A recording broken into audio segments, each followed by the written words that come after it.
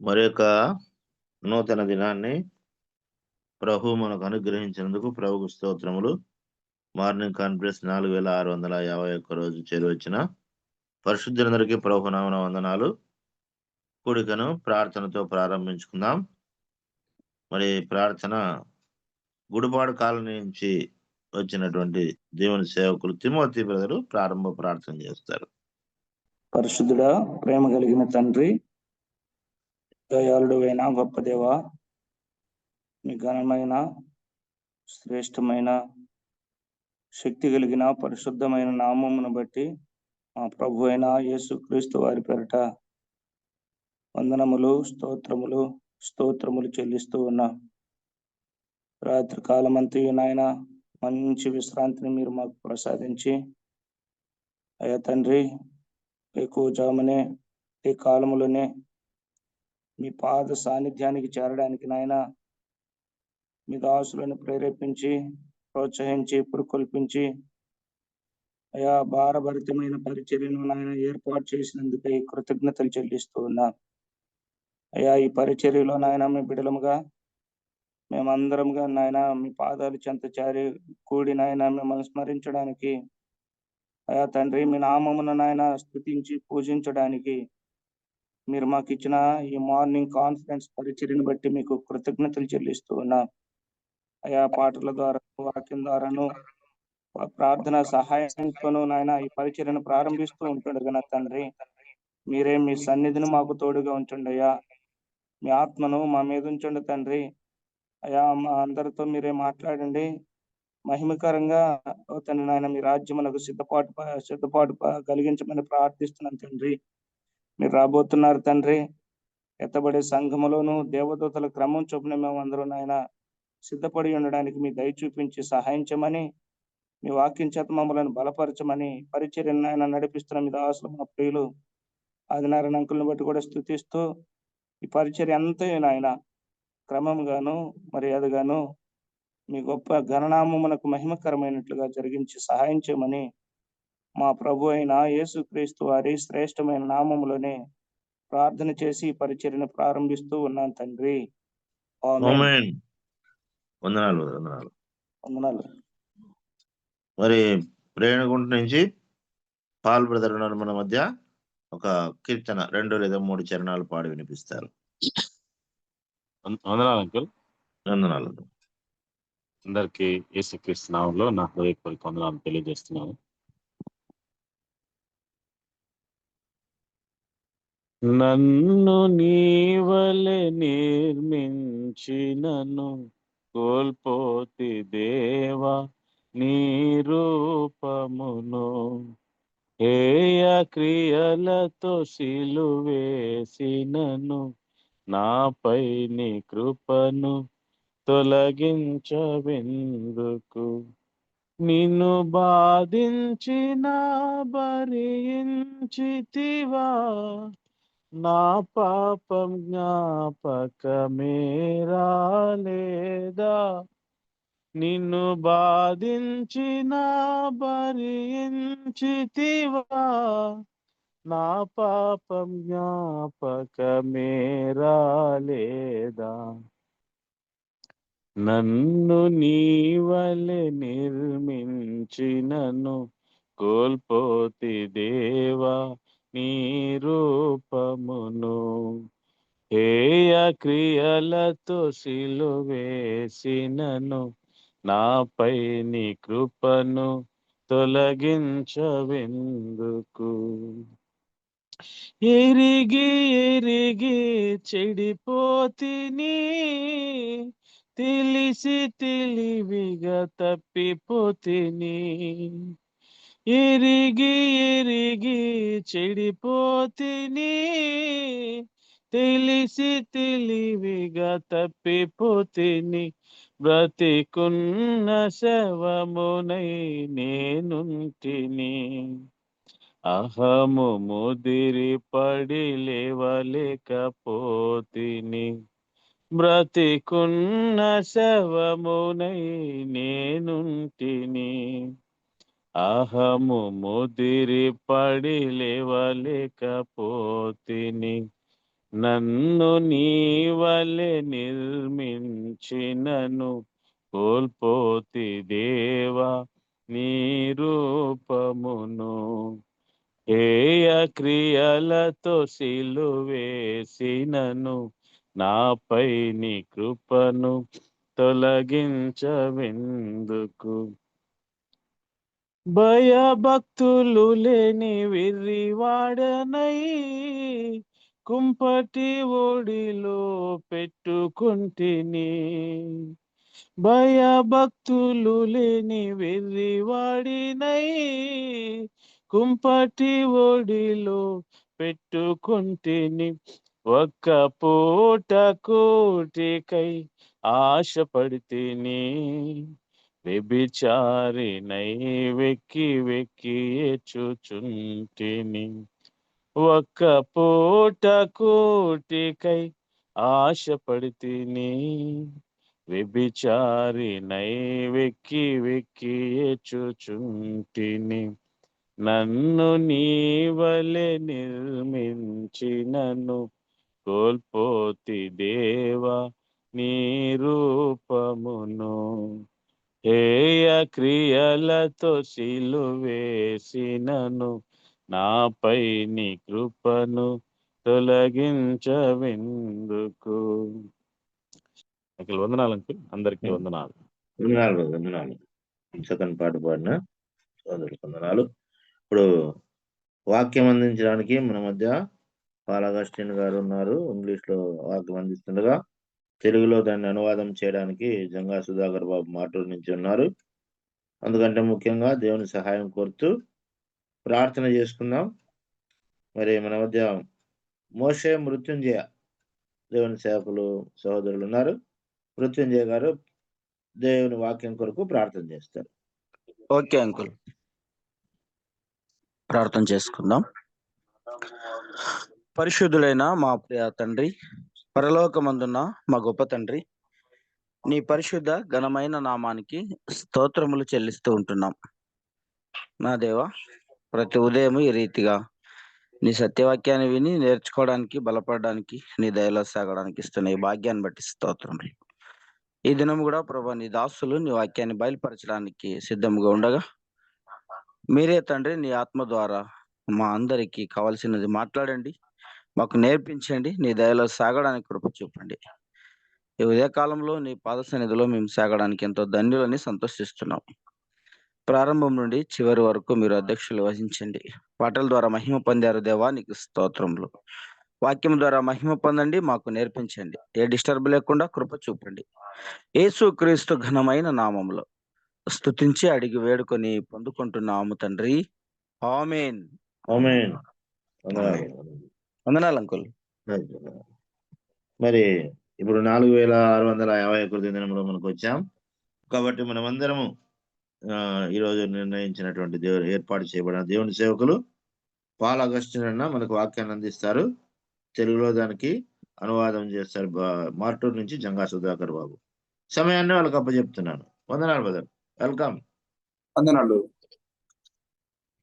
May the Lord's name be glorified. ప్రభు నామానికి మహిమ కలుగును గాక. So happy once again to join all of you in this morning conference program. ఈ ఉదయకాలం మరొకసారి తిరిగి కాన్ఫరెన్స్ లోకి ఇలాగ చేరి రావటం చాలా సంతోషంగా ఉంది. I am so happy to see Sudhakar brother also translating for me. అలాగనే సహోదరులు సుధాకర్ గారు కూడా ఇలాగ నాకు తర్జుమా చేయటాన్ని చూసి నాకు చాలా సంతోషంగా ఉంది. When I see him, we remember the days when we were together in the Bible college. సహోదరు నేను చూడగానే మాకు ఒక్కసారిగా నాకు మా బైబిల్ కాలేజీ రోజులు నాకు జ్ఞాపకానికి వచ్చాయి. Yeah, it is always happy and glad to enjoy the fellowship that we have in Christ Jesus. యేసు క్రీస్తులో ఇలాగన మేము ఆ దినాలను జ్ఞాపకం చేసుకొని అలాగే కలిసినప్పుడల్లా ఇలాగన ప్రభునందు మేము సంతోషిస్తూ ఉన్నాం. Okay, shall we turn in our Bibles to Exodus chapter 33? రండి దేవుని వాక్యములోకి వెళదాం. నిర్గమాకాండం 33వ అధ్యాయం. Yeah, in Exodus 33, we'll be meditating from the first 11 verses. ఈ ఉదయకాలం మనము మొదటి 13 వచనాలు క్షమించండి 11 వచనాలు మనం ధ్యానం చేయబోతున్నాం. Yeah, Exodus 33 and the first 11 verses. నిర్గమాకాండము 33వ అధ్యాయము మొదటి 11 వచనాలు. Now, first of all, we'll be reading the first 4 verses. మొదటిగా మొదటి 4 వచనాలు చదువుకుందాం. Yeah, then we read like this. Then the Lord said to Moses, "Depart and go up from here, you and the people whom you have brought out of the land of Egypt, to the land of which I swore to Abraham, Isaac, and Jacob, saying, to your descendants I will give it. And I will send my angel before you, and I will drive out the Canaanite, and the Amorite, and the Hittite, and the Perizzite, and the Hivite, and the Jebusite. Go up to a land flowing with milk and honey, for I will not go up in your midst, lest I consume you on the way, for you are a stiff-necked people." In verse 4 we read, "And when the people heard these grave tidings, they mourned, and no one put on his ornament." తెలుగులో కూడా చదువుకుందాం. మరియు యెహోవా మోషేతో ఇట్లనెను, నీవు ఐగుప్తు దేశము నుండి తోడుకొని వచ్చిన ప్రజలను బయలుదేరి నేను అబ్రహాముతోనూ ఇస్సాకుతోనూ యాకోబుతోనూ ప్రమాణము చేసి నీ సంతానమునకు దీన్ని ఇచ్చిదనని చెప్పిన పాలు తేనెలు ప్రవహించు దేశమునకు లేచి పొండి. నేను నీకు ముందుగా దూతను పంపి కనానీయులను, అమోరీయులను, హిత్తీయులను, పెరిజ్జీయులను, హివీయులను, యెబూసీయులను వెళ్ళగొట్టెదను. మీరు లోబడనొల్లని ప్రజలు గనక నేను మీతో కూడా రాను, త్రోవలో మిమ్మును సంహరించేదనేమో అని మోషేతో చెప్పెను. 4వ వచనం, ప్రజలు ఆ దుర్వార్తను విని దుఃఖించిరి, ఎవడను ఆభరణములు ధరించుకొనలేదు. Okay, so the Lord is speaking to Moses here. ఇక్కడ ప్రభు మోషేతో మాట్లాడుతూ ఉన్నాడు. The Lord is telling to Moses that he and the people of Israel will be going to the promised land. మోషే అలాగనే ఇశ్రాయేలు ప్రజలు వాగ్దాన దేశమునకు వెళ్ళబోతున్నారు అని చెప్తూ ఉన్నాడు. So we read this in chapter 33. ఈ విషయాలు మనం 33వ వచనంలో చదువుతున్నాం. But we all know what happened in chapter 32. అయితే మనం అందరం ఎరుగుతుంది కదండి 32వ అధ్యాయంలో ఏమి సంభవించి ఉన్నదో. Now in chapter 32 we see the people of Israel making that golden calf, and they were worshipping it, and they were causing great anger and wrath to God. 32వ అధ్యాయంలో బంగారు పోత పోసినటువంటి ఆ యొక్క దూడను చేసుకొని వారు అక్కడ ఆరాధన చేస్తూ వారు చేసినటువంటి ఆ విషయాలను మనం అక్కడ చూడవచ్చు. Now when we see this great failure in the life of the people of Israel in chapter 32. 32వ అధ్యాయంలో ఇటు ఘోర తప్పిదమును ఇశ్రాయేలు జీవితంలో మనం గమనించినప్పుడు, but in spite of that failure, we see the Lord's faithfulness here in the first verse of chapter 33. వారి ఆ ఘోర తప్పిదములో కూడా 33వ అధ్యాయములో మనం గమనించినప్పుడు దేవుని యొక్క ఆ కనికరమును ఇక్కడ మనం జ్ఞాపకం చేసుకోవచ్చు. Even when the people of Israel failed, the Lord did not deny the promised land from them. వారు అలాగన ఘోరముగా వారు విఫలము చెందినప్పటికీ కూడా ప్రభు వారికి వాగ్దానం చేసినటువంటి ఆ వాగ్దాన విషయంలో ఆయన వెనుకంజ వేసిన వాడు కాడు. The Lord is so faithful to his promises. ప్రభు తాను చేసినటువంటి వాగ్దాన విషయంలో ఆయన ఎంతో నమ్మదగిన వాడు. Now he here once again says to Moses that you and the people go and take the land. మరొకసారి ఇక్కడ మోషేతో చెప్తూ, నీవును అలాగే నీతో వచ్చినటువంటి ఇశ్రాయేలును మీరు వెళ్ళి ఆ దేశమును స్వతంత్రించుకోండి అంటున్నాడు. Even when we are not faithful in many times, the Lord is so faithful in our lives. ప్రియులారా, మనము కూడా మన జీవితంలో ఎన్నో విషయాల్లో నమ్మకస్తులము కానప్పటికీ కూడా ప్రభు మన అన్ని విషయాల్లో ఆయన నమ్మదగిన వాడుగా ఉంటూ ఉన్నాడు. depending on the faithfulness of God, we need to claim the promises of God through faith in our lives. దేవుని యొక్క విశ్వాస్యత మీద ఆధారపడి దేవుడు మనకిచ్చినటువంటి వాగ్దానాలను మనము స్వతంత్రించుకోవాలి. It is not because of who I am that the Lord is choosing me, but it is because of who He is that the Lord is choosing us. నేనెవరో నేనేమై ఉన్నానో అందును బట్టి దేవుడు నన్ను ఎంచుకోలేదులే కానీ ఆయన ఎవరో ఆయన ఏమై ఉన్నాడో అందును బట్టే మనల్ని ఎంచుకున్నాడు. So the Lord is once again telling here that you go and take the land. కనుక ఇక్కడ ప్రభు మరొకసారి వెళ్ళి మీరు ఆ దేశమును స్వతంత్రించుకోండి అని చెప్తూ Then in verse 2, he also says that he will send his angel before them. రెండవ వచనంలో మరొక మాట ఆయన చెప్తున్నటువంటి చూడండి, నేను మీకు ముందుగా దూతను పంపుతున్నాను అన్నాడు. And then in verse 2 again, he says he will drive out all their enemies, protect them. అలాగే చూడండి రెండవ వచనం ప్రకారము వారి శత్రువులందరినీ కూడా ఆయన పెరికివేస్తాను అంటున్నాడు. పెరికివేసి నేను మిమ్మల్ని సంహరిస్తాను, మిమ్మల్ని సంరక్షిస్తాను అంటున్నాడు.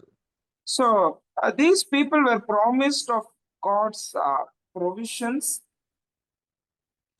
కనుక ఈ ప్రజలకు దేవుని యొక్క సహాయము అనేది ఆయన వాగ్దానం చేసి ఉన్నాడు. They were promised of God's protection. అలాగే దేవుని యొక్క సంరక్షణ గురించినటువంటి వాగ్దానం వారికి ఉన్నది. And they were also promised about a person or an angel who will go before them. అలాగే వారికి ముందుగా వెళ్ళటానికి ఒక వ్యక్తిని గురించినటువంటి వాగ్దానము అనగా దేవదూతను గురించి కూడా దేవుడు వాగ్దానం చేసి ఉన్నాడు. But in spite of all these blessings, in verse 4 we see the people heard this bad news. చూడండి, ఇన్ని వాగ్దానాలను దేవుడు ఇచ్చి ఉండగా వాటి మధ్య వారు చూడండి దుర్వార్తను విన్నారు అంట. Now they were mourning, they were sad in verse 4. 4వ వచనంలో వారు దుఃఖిస్తూ ఉన్నారు. వారు ఏం చేస్తున్నారండి? వారు ఒక రకంగా ఏడుస్తూ ఉన్నారు అన్నమాట. Now when the Lord promises them of all these blessings, why were these people sad? దేవుడు ఇన్ని వాగ్దానములు వారికి చేసి ఉండగా ఎందుకు ఈ ప్రజలు ఇంతగా దుఃఖిస్తున్నారు, వారు ఏడుస్తూ ఉన్నారు? And now the reason is mentioned in verse 3, because the Lord says, I will not go up in your midst. 3వ వచనంలో ఆ కారణాన్ని మనం గమనించవచ్చండి. ఏంటంటే నేను మీతో కూడా రాను అని ప్రభు చెప్పాడు. కనుక You will go to the place. మీరు ఆ స్థలానికి వెళతారు. There will be a person before you. మీ ముందు ఒక వ్యక్తి ఉంటాడు ఖచ్చితంగా. And there will be the protection that you will enjoy, what I promised. అలాగే నేను వాగ్దానం చేసినటువంటి ఆ కాపుదల సంరక్షణ మీకు దొరుకుతుంది, అందులో సందేహం లేదు. But you will not experience my presence with you. కానీ మీరు నా సన్నిధిని మీతో రావటాన్ని అనుభవించలేరు అని అంట. This was a great challenge for Moses and the people of Israel. పిల్లరా, ఇది మోషేకును అలాగే ఇశ్రాయేలు ప్రజలకి ఒక గొప్ప సవాలుతో కూడినటువంటి పరిస్థితి అన్నమాట. ఇప్పుడు Now this challenge comes to believers also. ఈ సవాలు అనేది కొన్ని సందర్భాల్లో విశ్వాసుల జీవితాల్లో కూడా ఎదురవుతూ ఉంటుంది. Do we find real satisfaction in the Lord's blessings or the Lord himself? ప్రియులారా, మనము చాలా సందర్భాల్లో దేవుడు వచ్చినటువంటి ఆ యొక్క ఆశీర్వాదాలను బట్టి సంతృప్తి పడుతున్నామా, లేదంటే దేవునిలో నిజమైన సంతృప్తి మనకుందా? Now we read in verse 4 that this was bad news for these people. 4వ వచనంలో చూస్తున్నాం, అది వారికి ఒక దుర్వార్తగా మిగిలి ఉన్నది. Why was it bad news? ఎందుకు అది దుర్వార్తగా మిగిలింది? Blessings of the Lord was there, but the Lord himself was not there. దేవుని యొక్క దీవెనలు ఉన్నాయిలే కానీ స్వయముగా దేవుడు అక్కడ లేడు. Today for most of the believers, this is not bad news, this is good news. నేటి దినాల్లో గమనించినట్లయితే చాలా మంది విశ్వాసులకి ఇది ఏమండి దుఃఖకరమైన వార్తగా లేదు, ఇది ఎంతో సంతోషకరమైన వార్తగా మిగులుతూ ఉంది. Most of the believers are following the Lord Jesus today just to get things from him. ఈనాటి దినాల్లో అత్యధిక సంఖ్యలో విశ్వాసులు ఆయన్ను వెంబడిస్తున్నారు. కారణం ఏంటి అంటే ఆయన దగ్గర దొరికినంతగా దోచుకోవటానికి. Many times we are glad and satisfied by the provisions and the blessings that the Lord gives in our lives. చాలా సందర్భాల్లో చాలా దినాల్లో మనం గనక చూసినట్లయితే ప్రభువు మనకిచ్చినటువంటి ఆ సమృద్ధిని బట్టి అందును బట్టే మనం సంతోషించేవారముగా ఆయన వెంబడించేవారముగా ఉంటూ ఉన్నాం.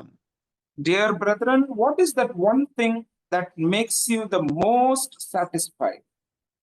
ప్రియులారా, మిమ్మల్ని అత్యంత సంతృప్తులుగా చేస్తున్నటువంటి ఆ ఒక్క సంఘటన లేదా ఆ ఒక్క విషయం ఏమై ఉంది ఈ ఉదయకాలం? So, what is Canaan for these people without the Lord himself? కనాను అంటే ఏంటండి? వీరికి ప్రభు లేడు అక్కడ, ప్రభు లేని సంగతి. What is milk and honey without the Lord himself? పాలు తేనెలు ప్రవహించే దేశం అంటే ఏంటి? ప్రభువు లేని జీవితం అది అక్కడ. What is great about enjoying the protection without the Lord, without experiencing his presence? ఆ గొప్ప కాపుదల అనుభవించటం అంటే ఏంటి? దేవుడు లేని, స్వయముగా దేవుని సన్నిధి లేని కాపుదలండి అది. Dear brothers, in our churches, if each and every believer loves the Lord more, and if he or she is enjoying the personal presence of the Lord, then there will be a great revival in our assemblies today. మన సంఘాలలో కనుక వ్యక్తిగతముగా ప్రతి విశ్వాసి, ప్రతి సహోదరుడు, ప్రతి సహోదరి గనక ప్రభువును స్వయముగా వ్యక్తిగతంగా గనక ప్రేమించినట్లయితే నిజమైన ఉజ్జీవం అనేది మన సంఘాల్లో రేకెత్తుద్ది. Enjoying the personal, intimate fellowship with the Lord is most important in our lives. మన జీవితాల్లో అత్యంత ముఖ్యమైనటువంటి విషయం ఏంటంటే ప్రభుతో వ్యక్తిగతమైనటువంటి సంబంధమును కలిగి ఆయనను ఆస్వాదించటం. That is the greatest blessing that we receive from God. ప్రభు నుంచి మనం పొందుకోదగినటువంటి గొప్ప దీవెన అదే ప్రియులారా. When you come to Psalms 73, 73వ కీర్తనకు మనం వెళ్ళినప్పుడు there also we come across a similar concept. ఇలాంటి విధానాన్ని అక్కడ మనం గమనిస్తాం. When you come to Psalm 73 and when you come to the last few verses of that Psalm, 73వ కీర్తన ఆఖరి వచనాలకు మనం వచ్చినప్పుడు especially in verse 25, Asaph, he tells like this. 25వ వచనంలో ఆషాపు ఇలాగ తెలియజేస్తున్నాడు గ్రంథకర్త. Whom have I in heaven but you, and there is none upon earth that I desire besides you. ఆకాశమందు నీవు తప్ప నాకెవరున్నారు? నీవు నాకుండగా లోకములోనిది ఏదియూ నాకు అక్కరలేదు. In verse 28, he says, but it is good for me to draw near to God. నాకైతే దేవుని పొందు ధన్యకరము 28వ వచనంలో చెప్తూ ఉన్నాడు. You know, when you read the whole Psalm, we see Asaph having a great problem. ఈ కీర్తన అంతా కూడా మనము ధ్యానం చేసినప్పుడు మనకు అర్థమవుతుంది గ్రంథకర్త ఒక సమస్యలో ఉన్నాడు. You know, in the first few verses, we see Asaph comparing himself with a person in the world who does not know God. 73వ కీర్తనలో మొదటి భాగంలో ఆషాపు తాను దేవుని ఎరగనటువంటి వ్యక్తితో పోల్చుకొనుచున్నాడు. Now he looks at the outsiders. లోకస్తులను గమనిస్తూ ఉన్నాడు. And you know, he is also having a jealousy about their lives. అంత మాత్రమే కాదండి, మనం గమనించినప్పుడు వారిని చూసి వారి యొక్క జీవితాలను బట్టి ఈయన ఈర్ష్య పడుతూ ఉన్నాడు. In verse 3, he himself says, for I was envious of the boastful. 3వ వచనంలో భక్తిహీనుల క్షేమము నాకు కంటపడినప్పుడు గర్వించు వారిని బట్టి నేను మత్సరపడి తిని. Yeah, why was Asaph envious about them? ఏమండి వారిని గురించి ఈయనగా ఇంతగా మచ్చరపడాల్సిన అవసరం ఏమిటి? Asaph was a man of God, but he is looking at others who were non-believers, and he was having a jealousy towards them. ఆషాపు దైవజనుడు అనగా దేవుని ఎరిగినటువంటి వాడు. కానీ ఎవరైతే ఆశీర్వదించబడిన వారు ఉన్నారో వారిని చూసినప్పుడు ఆయన ఇలాగూ ఇట్టి స్థితిలో ఉన్నాడు. Yeah, why was he jealous? ఎందుకు ఆయన మచ్చరపడుతున్నాడు? In verse 3, because they were prosperous. కారణం చూస్తున్నాం, వారు క్షేమ స్థితిలో ఉన్నారు. In verse 4, because they were healthy, they did not have any diseases. 4వ వచనంలో వారు పుష్టిగా ఉన్నారు. In verse 5, they did not have any troubles of the world. They were living in their comfort zones. 5వ వచనంలో వారికి ఏ ఇబ్బందులు లేవు. వారు చూసినట్లయితే సేఫ్ సైడ్ గా ఉన్నారు అన్నమాట. Now Asaph is looking at himself. వారిని చూసిన తర్వాత ఆషాపు తాను చూసుకొని, See, I follow the Lord, but I have so many problems in my life. నేను ప్రభువుని వెంబడిస్తున్నాను, అయితే నా జీవితంలో ఎన్నో సమస్యలు ఉన్నాయి. I have sufferings. నాకు ఇబ్బందులు ఉన్నాయి. I don't have money overflowing in my life. నా జీవితంలో లేదా నా దగ్గర ఏం డబ్బులు అంతా పొంగి పొరలట్లేదు. I'm passing through so many troubles and tribulations. నేను అనేకమైనటువంటి శ్రమలు కష్టాల గుండా వెళుతూ ఉన్నాను. Now, Asaph is so much confused and perplexed when he looks at the other people. ప్రియులారా, ఎప్పుడైతే ఆషాపు ఇలాగ ఇతరులను చూశాడో అతడు ఎంతో గందరగోళమైనటువంటి వాతావరణానికి గురైపోయి ఇబ్బంది పడుతూ ఉన్నాడు. But the good thing about Asaph is that he is going to the presence of the Lord to analyze all these things. అయితే ఆషాపులో మనము గమనించదగిన మంచి విషయం ఏంటంటే, ప్రభు పాదాల దగ్గరికి వెళ్ళి వీటన్నిటిని కూడా బేరీజు వేసుకున్నాడు అన్నమాట. When you come to verse 17, he says, until I went into the sanctuary of God. చూడండి 17వ వచనంలో ఏమంటున్నాడు? నేను దేవుని పరిశుద్ధ స్థలములోనికి పోనంత వరకు అన్న మాట అక్కడ మనం చూడవచ్చు. Now, when he went to the sanctuary of God, ఎప్పుడైతే ఆయన దేవుని యొక్క పరిశుద్ధ మందిరంలోనికి వెళ్ళాడో, the Lord showed him what is true blessing in his life. ఆ పరిశుద్ధ దేవుని యొక్క సన్నిధిలోనికి వెళ్ళిన తర్వాత నిజమైన జీవితానికి అర్థం ఏంటో ప్రభు అతనికి కనపరిచాడు. Only when he saw what is true blessing, he says in verse 22 that he was behaving like a fool and he was ignorant. He was like a beast living in this world. ప్రభు నిజమైన క్షేమస్థితి ఏంటి అనేది ఆయనకు తెలియజేసే అంత వరకు కూడా ఆయన ఎలా ప్రవర్తించాడు అంట. 22వ వచనం ప్రకారం చూస్తే, నేను తెలివిలేని వానివనే ఉన్నాను, పశుప్రాయుడనయ్యాను, మృగము వంటి వాడినైతిని అంటూ ఉన్నాడు. And when you read the following verses from verse 23 till 28, they are so nice. They're filled with eternal heavenly promises and blessings for a believer. చూడండి, విశ్వాసికి ఉన్నటువంటి నిత్యత్వ సంబంధమైనటువంటి ఆ ఆశీర్వాదాలను ఆయన దేవుని సన్నిధిలోకి వెళ్ళిన తర్వాత గమనించాడు. In the first part of verse 23, the Lord is continually with us. 23వ వచనం మొదటి భాగం, ప్రభు నిత్యము మనతో ఉన్నాడు. In the second part of verse 23, the Lord himself is holding us by his right hand. 23వ వచనం రెండో భాగం చూస్తే, ప్రభువే స్వయముగా మన కుడి చెయ్యి పట్టుకొని ఉన్నాడు. Verse 24, we have the guidance of God through his counsels. 24వ వచనం ప్రకారము దేవుడు తన ఆత్మ చేత తన ఆలోచన చేత మనల్ని నడిపిస్తూ ఉన్నాడు. Verse 25, we are loving God because he is the most important person in our life. ఆయన మన జీవితానికి అత్యంత ప్రాముఖ్యమైనటువంటి వాడు కనుక మనము ఆయనను ప్రేమిస్తూ ఉన్నాం. You go on reading those verses, you will understand Asaph's confusion was all cleared when he understood his Christian life. ప్రియులారా, ఈ విషయాలని మనం ఇలాగ చదువుకొంచు వెళ్తున్నట్లయితే ఆషాపు జీవితంలో ఉన్నటువంటి ఆ గందరగోళం అంతా కూడా అది తేట తెల్లమైపోయినట్టు ఇక్కడ మనకు స్పష్టంగా కనపడుతుంది ప్రియులారా. He was a person who valued the blessings more than God himself. ప్రియులారా, ఒకప్పుడు మనం ఆశాపును గమనిస్తే దేవుని కంటే కూడా ఆ ఆశీర్వాదాలను ఒకప్పుడు విలువ ఇచ్చినటువంటి వాడు. But the more mature he becomes, he is so satisfied not with the blessings, but with the presence and the guidance and the way the Lord is leading him, taking him to eternity. And all these blessings are really satisfied, giving real satisfaction to Asaph.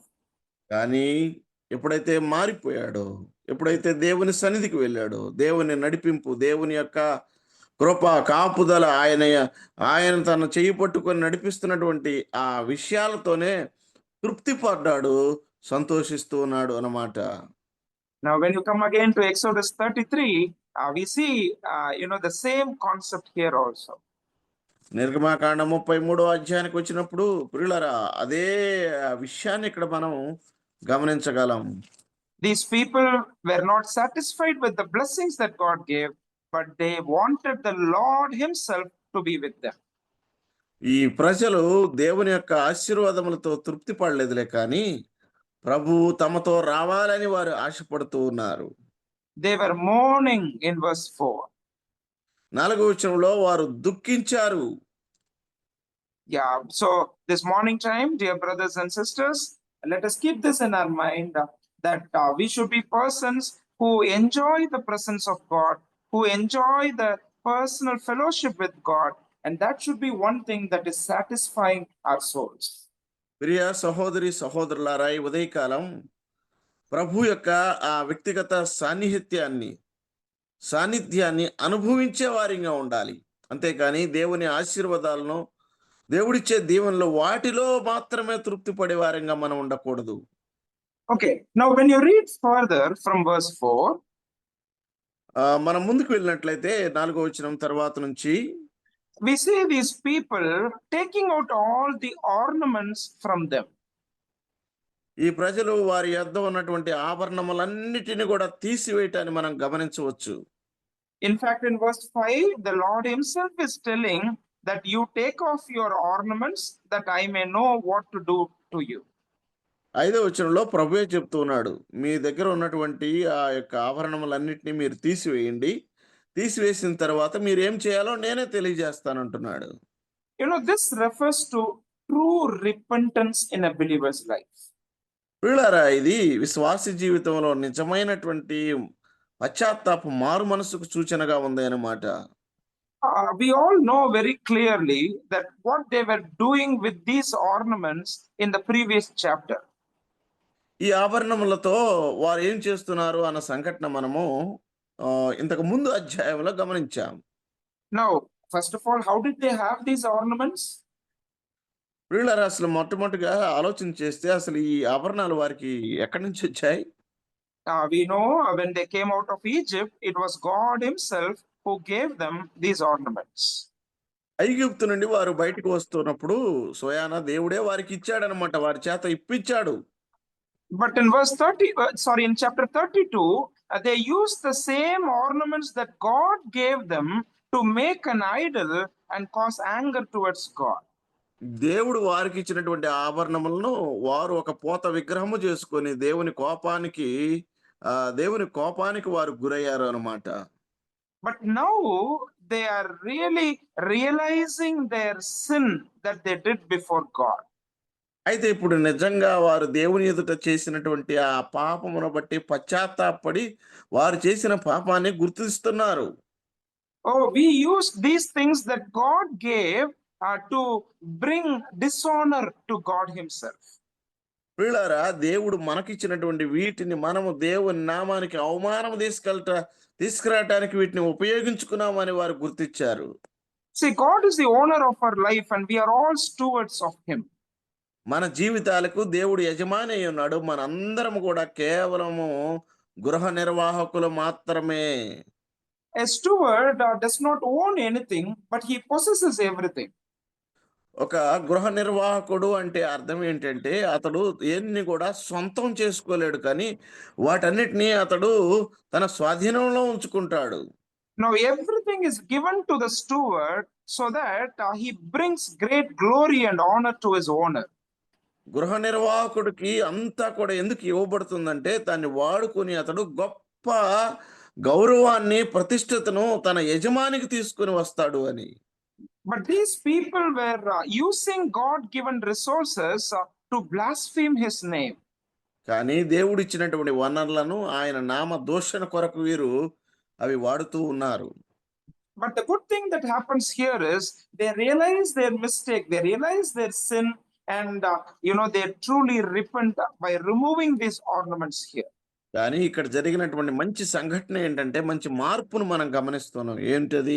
వారు చేసినటువంటి తప్పిదాన్ని గుర్తించి దాన్ని బట్టి వారు పశ్చాత్తాపడుతూ ఉన్నారు, ఆభరణములు That- తీసివేస్తున్నారు. Yeah, that real repentance starts from their hearts.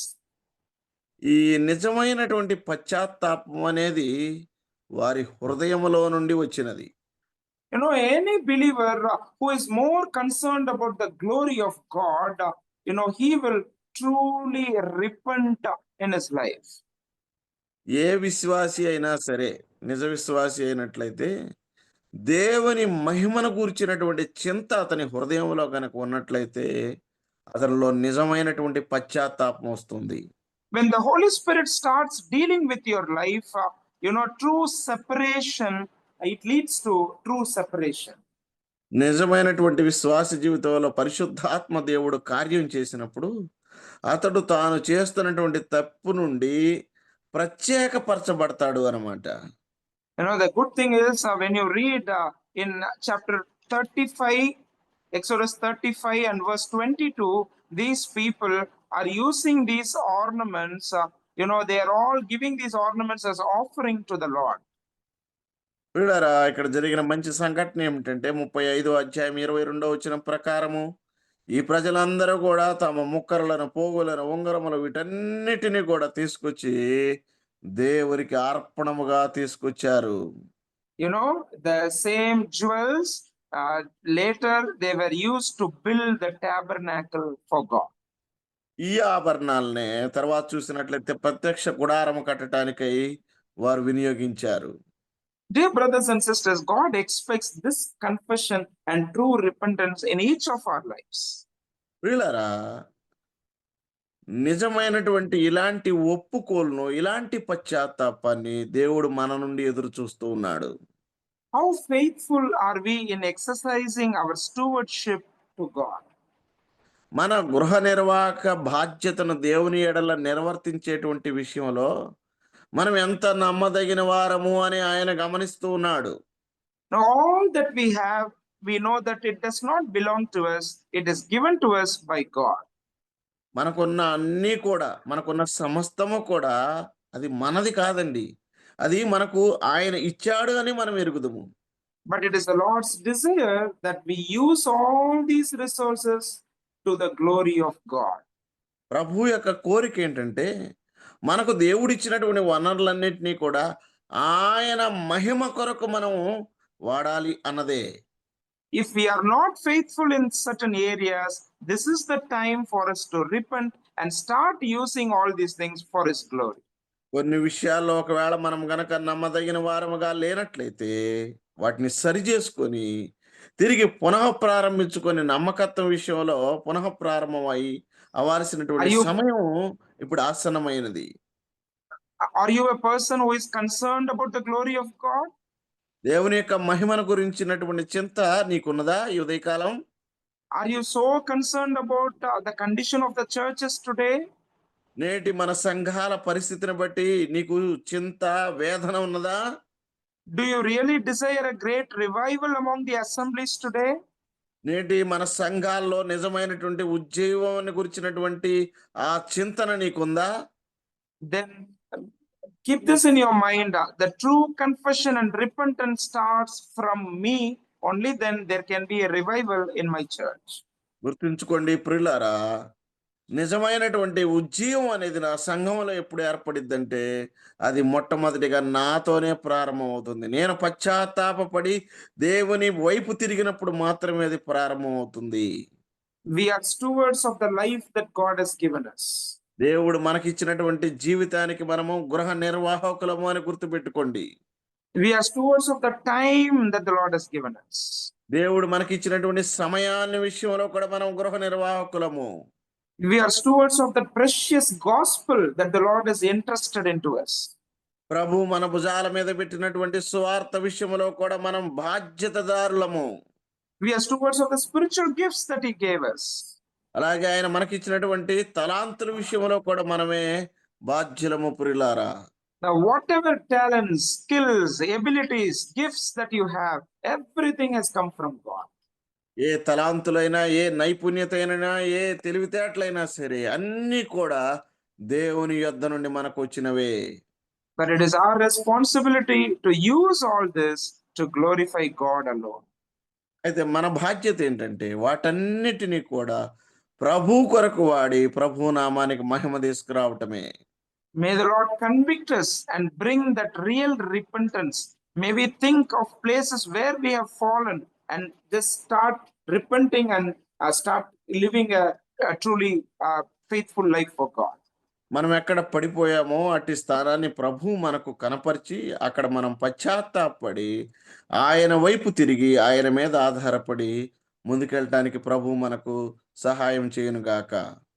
Now, when each and every believer in the assembly desires a personal, intimate fellowship with God, there will come a revival in the church. సంఘములో ఉన్న ప్రతి విశ్వాసి కూడా దేవునితో వ్యక్తిగత సంబంధాన్ని కోరుకున్నప్పుడు నిజమైనటువంటి ఉజ్జీవం అనేది మన సంఘాల్లో రేకెత్తుతుంది. Secondly, when there is true repentance in a believer's life, there will start a revival in the church. అలాగే రెండోదిగా చూసినట్లయితే నిజమైన పశ్చాత్తాపం అనేది ఎప్పుడు సంభవిస్తుందో అప్పుడు నిజమైన ఉజ్జీవం అనేది మన సంఘాల్లో రేకెత్తుతుంది. Now, the third thing that we are going to study from verse 7 onwards, 7వ వచనం మొదలుకొని మనం గమనించబోతున్న మూడవ విషయం ఏమంటే I call it like this: it's the positive impact and influence that a believer brings into other believers' life. అలాగే ఒక విశ్వాసి మరొక విశ్వాసి జీవితంలో తీసుకొస్తున్నటువంటి సకారాత్మకమైనటువంటి దృక్పథం లేదంటే సకారాత్మకమైనటువంటి అభిప్రాయం అన్నమాట. Now look at Moses here. మోషేని ఇక్కడ మనం గమనిద్దాం రండి. In verse 7, we see Moses taking a radical step towards loving God. ఇక్కడ దేవుణ్ణి ప్రేమించే విషయంలో మోషే ఒక మెట్టు ఎక్కుతున్నాడండి. We read there, Moses took his tent and pitched it outside the camp. మోషే తన గుడారమును తీసి పాలెం వెలుపలకు వెళ్ళి పాలెమునకు దూరముగా దాన్ని వేసి.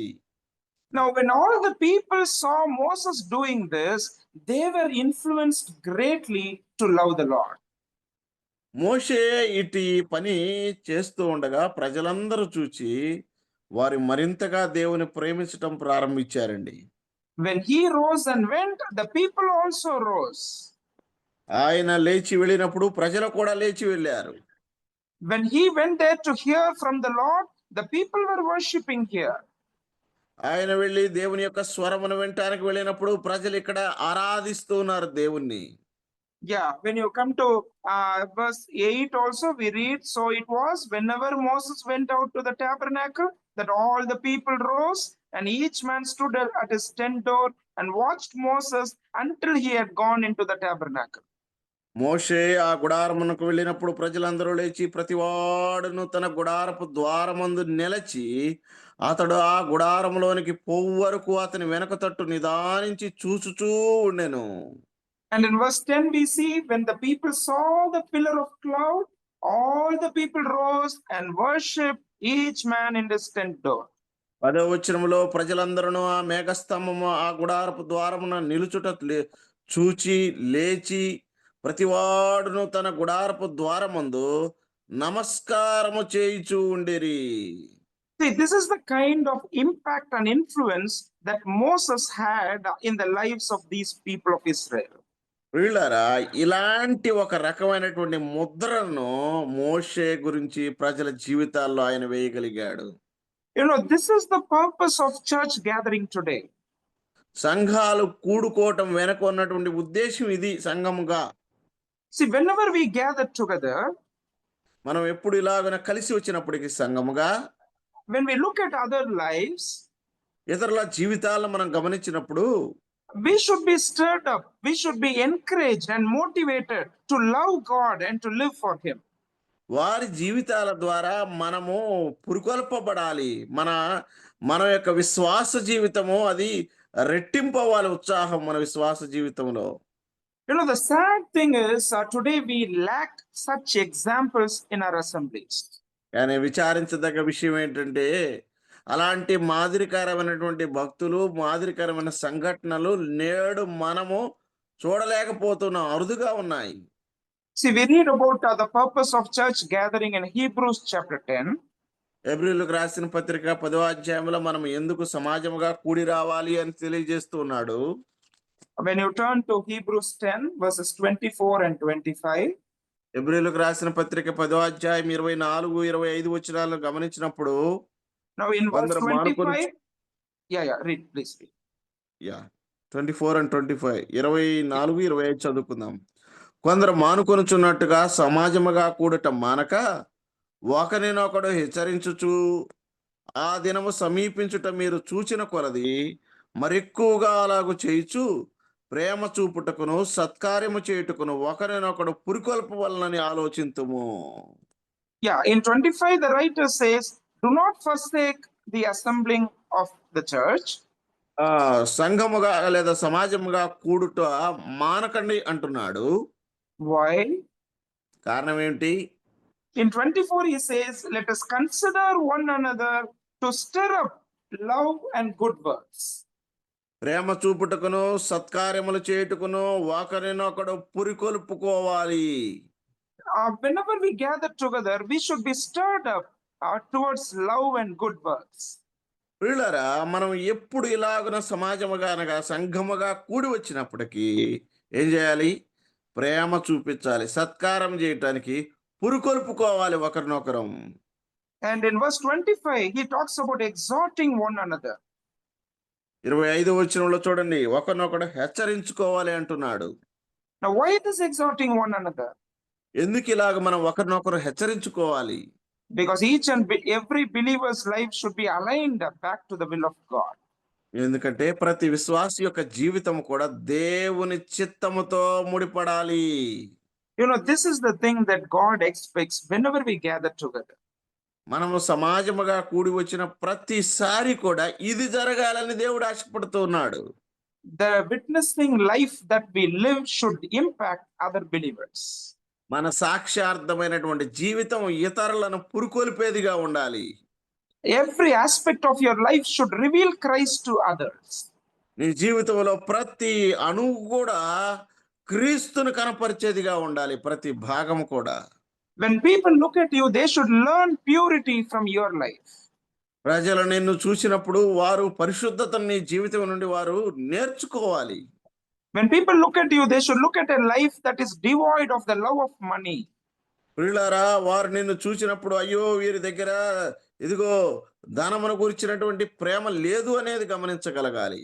When people look at you, they should be crying for a Christ-like mind, which was a humble mindset. ప్రియులారా, ప్రజలు నిన్ను చూసినప్పుడు అయ్యో వారు ఆ దీన మనసు, క్రీస్తులో ఉన్నటువంటి దీన మనసు కొరకు వారు పరితపించాలి. These kinds of examples are needed in the church today. నేటి మన సంఘాల్లో ఇలాంటి మాదిరికరమైనటువంటి వారు మనకు కావాలి. When you come to Philippians chapter 3, Paul is writing like this in verse 17. ఫిలిప్పీయులకు రాసిన పత్రిక 3వ అధ్యాయం 17వ వచనానికి వస్తే పౌలు గారు ఇలాగ రాస్తూ ఉన్నాడు. There he says, brethren, join in following my example and note those who so walk as you have us for a pattern. 17వ వచనం ఫిలిప్పీయులకు రాసిన పత్రిక 3వ అధ్యాయం, సహోదరులారా మీరు నన్ను పోలి నడుచుకునుడి, మేము మీకు మాదిరి ఉన్న ప్రకారం నడుచుకుని వారిని గురిపెట్టి చూడుడి. Now, Paul is talking about people who were living with an eternal perspective. నిత్య జీవిత సంబంధమైనటువంటి ఆశయాలతో బ్రతుకుతున్నటువంటి వారిని ఇక్కడ పౌలు గారు గమనిస్తూ ఉన్నాడు. Paul is talking about people, who were revealing Christ to other people. క్రీస్తు యేసును ఇతరులకు కనపరుస్తున్నటువంటి ప్రజలను గురించి ఇక్కడ పౌలు గారు మాట్లాడుతూ ఉన్నాడు. But when you read the following verses, verse 18 and 19, Paul is weeping about those people who set their minds on earthly things. అయితే పౌలు గారు ఇక్కడ దుఃఖిస్తూ ఏడుస్తూ ఉన్నాడు. ఎవరి గురించి? ఎవరైతే తమ మనసును లోక సంబంధమైనటువంటి వాటి వైపు తిప్పుకున్నారో వారిని గురించి. We have both these groups in our churches today. మన సంఘాల్లో నేడు కూడా ఈ రెండు గుంపులకు చెందిన వారు ఉన్నారు. But unfortunately, many believers are drawn towards the people who set their minds on earthly things. అయితే ఇక్కడ విచారించదగ్గ విషయం ఏంటంటే, ఎవరైతే లోక విషయాలపై తమ మనసును పెట్టుకున్నారో వారికి ఆకర్షితులయ్యేవారే నేడు ఎక్కువగా కనపడుతున్నారు. If the other believer builds a house, I need to build a house. మన పక్క విశ్వాసి కనుక ఇల్లు కడితే నేను కూడా కట్టుకోవాలి. If the other believer is promoted, I should also be promoted. మన పక్క విశ్వాసి కనుక ఏదన్నా హెచ్చింపు కలిగిందా, నన్ను కూడా హెచ్చించాలి. If he buys a vehicle, I need to buy a vehicle. ఆయన బండి కొన్నాడా, నేను కూడా ఖచ్చితంగా కొనాల్సిందే. If he makes his children to study in CBSE board, I should make my children also to study like that. వారి పిల్లలను కనుక CBSE స్కూల్లో చేర్పించాడా, నా పిల్లలను కూడా తగ్గకుండా చేర్పించాలి. See, we develop such kinds of mindsets. పిల్లరా, మన మనసులను అలాగ మనము అమర్చుకున్నాం. See, this is exactly the opposite of what God expects from a church. దేవుడు సంఘం నుంచి ఏమి ఆశిస్తున్నాడు అన్నదానికి ఇలాంటి ప్రవర్తన పూర్తి భిన్నముగా ఉన్నది. See, we don't think like this. Looking at other believers, looking at a suffering believer, we never, desire that I should also bear my cross and suffer like that believer. శ్రమల్లో లేదా కష్టాల్లో ఉన్నటువంటి ఒక విశ్వాసిని చూచి, అయ్యో నేను కూడా క్రీస్తు కొరకు ఇలాంటి శ్రమల్నే ఎదుర్కోవాలి అన్న ఆలోచన మనకు రాదు. People who are really disciples of Christ, looking at them and desiring that I also should be a true disciple of Christ. నిజమైనటువంటి క్రీస్తు యొక్క అనుచరులను చూసి, అయ్యో నేను కూడా వారి వలె నిజముగా క్రీస్తు అనుచరునిగా నేను మారాలి కదా అన్న ఆలోచన మన మనసుకు రాదు. Looking at people who have sacrificed everything and gone to the mission fields to serve the Lord, I should also do the same. అన్ని సమర్పించుకొని దేవుని యొక్క సేవ కోసం సమర్పించుకొని వెళ్ళినటువంటి వారిని చూసినప్పుడు, అయ్యో నేను కూడా అలాగే వెళ్ళి సేవ చేయాలి అన్న దృక్పథం, ఆలోచన మనకు రాదు. This kind of positive impact and influence is another reason for great revival in the church today. మన సంఘాల్లో ఒక ఉద్యమం రావాలంటే ఇలాంటి ఒక మనకు మంచి ఆలోచన రావాలి ప్రియులారా. All these people of Israel were drawn, attracted towards Moses, who lived a life of loving God. ఈ ఇశ్రాయేలు ప్రజలందరూ కూడా మోషే, దేవుని ప్రేమించినటువంటి మోషే ప్రవర్తన చూసి వారందరూ ఆకర్షితులైపోయారు ఆయనకు. A great exciting thing is found in the last part of verse 11 in Exodus 33. 11వ వచనంలో 33వ అధ్యాయం 11వ వచనంలో ఒక గొప్ప సంఘటన అక్కడ మనం గమనించవచ్చు ప్రియులారా.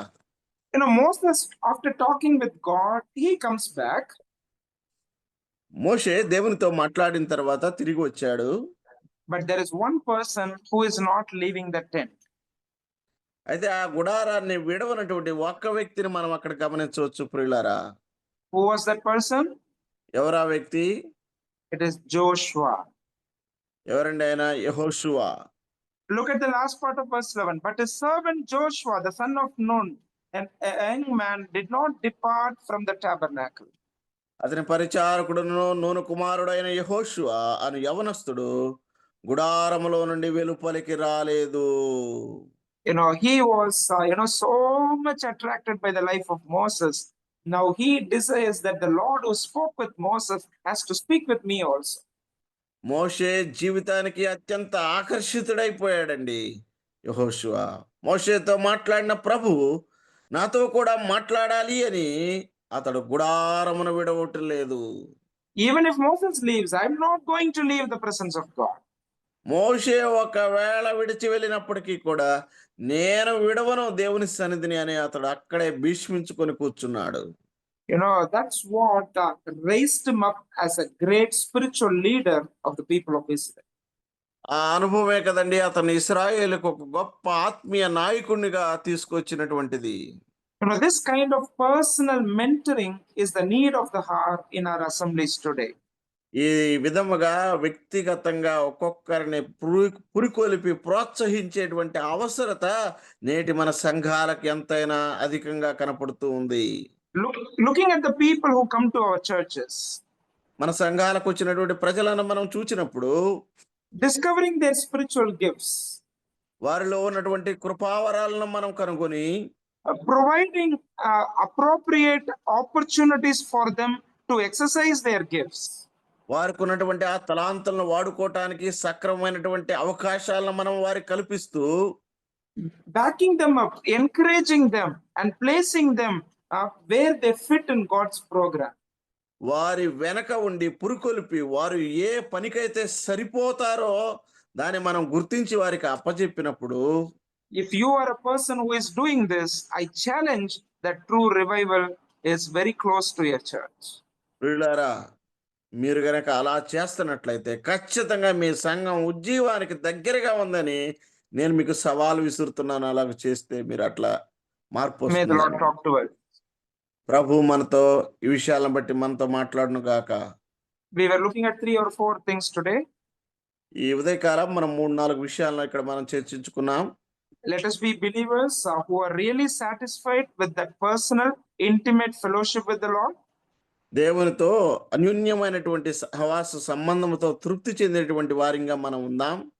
Let us be really broken believers who are truly repentant in our lives. నిజమైనటువంటి పశ్చాత్తాపం, హృదయము పగిలినటువంటి పశ్చాత్తాపం కలిగినటువంటి వారిగా మనం ఉందాం. Let us be believers who influence and impact others and mentor others so that each and every believer finds out the purpose of his life and brings glory to God. ఇతర విశ్వాసాలను పురికొలిపి ప్రోత్సహించి ఇతరులను మాదిరికరమైనటువంటి వారిగా వారికి మనము వారికి సరైనటువంటి అవగాహన కలిగించేటువంటి వారిగా ఉందాం. These are the things that are needed in our churches today so that God really is pleased with our lives. నేటి మన సంఘాల్లో అవసరమైనటువంటివి నిజమైనటువంటి విషయాలుగా ఇవి ఉన్నాయి. తద్వారా మనం అలా చేస్తే దేవుడు మనల్ని బట్టి సంతోషించేవాడిగా ఉన్నాడు. Yeah, thank you for hearing. May the Lord bless these words to our hearts. ఇంతవరకు ఓపికగా విన్నా మీ అందరికి కూడా హృదయపూర్వక వందనాలు. ప్రభు ఈ మాటల ద్వారా మనల్ని అందరినీ ఆదరించును గాక. Amen. Thank you brother. Thank you. Okay, నిర్గమకాండం 33వ అధ్యాయం నుంచి విలువైనటువంటి విశ్వాసులు నడుచుకోవాల్సిన విధానాన్ని గురించి చక్కగా వివరించిన దేవుని దాసులు అగస్టిన్ గారికి, అలాగే తెలుగులో అనువాదం చేసినటువంటి జంగా సుధాకర్ బాబు గారికి, ఇరువురు కూడా దేవుని సేవకులకు మన మార్నింగ్ కాన్ఫరెన్స్ తరఫున వందనాలు తెలియజేస్తున్నాం కదా. వందనాలు. రైట్. మరి నేను వివరించవలసిన అవసరం లేదు, విశ్వాసం ఎలాగ నడుచుకోవాలో మనకి ఇప్పుడే చక్కగా విన్నాం. కాబట్టి మనం కూడా విన్నటువంటి మాటలను మన జీవితంలో మరి వాటిని అన్వయించుకొని ఆ ప్రకారంగా నడుచుటకు ప్రయత్నిస్తాం. ఒకవేళ మనం లేకుంటే ప్రయత్నిస్తాం, ఉంటే సంతోషం. మరి చివరిగా ప్రార్థన చేసుకుందాం. అనంతపురం సంఘ పెద్దలు ఆశాపన్న గారు ముగింపు ప్రార్థన చేస్తారు.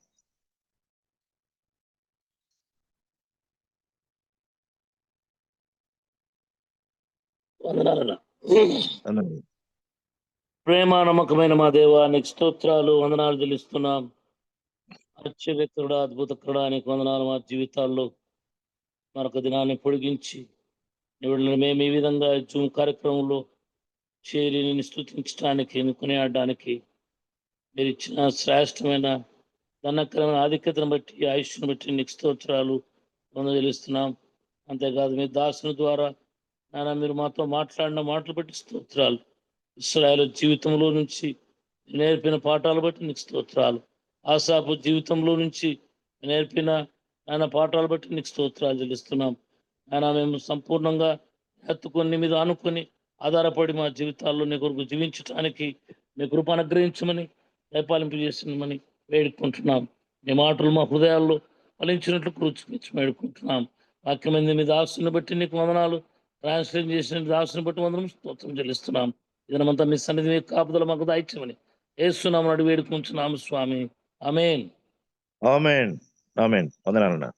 వందనాలు. మరి ఈ దినం కార్యక్రమంలో నడిపించడానికి సహకరించిన ప్రియులందరికీ, అలాగనే పాల్గొన్న ప్రియులందరికీ పేరు పేరున వందనాలు తెలియజేస్తున్నాను. ముఖ్యంగా దైవజనులకు వందనాలు తెలియజేస్తున్నాను. తిరిగి నాకు ఇచ్చిన సమయాన్ని బర్నబాస్ గారికి అప్పచెప్తున్నాను. ఏమైనా ప్రకటనలు ఉంటే ప్రకటించి ముగిస్తారు.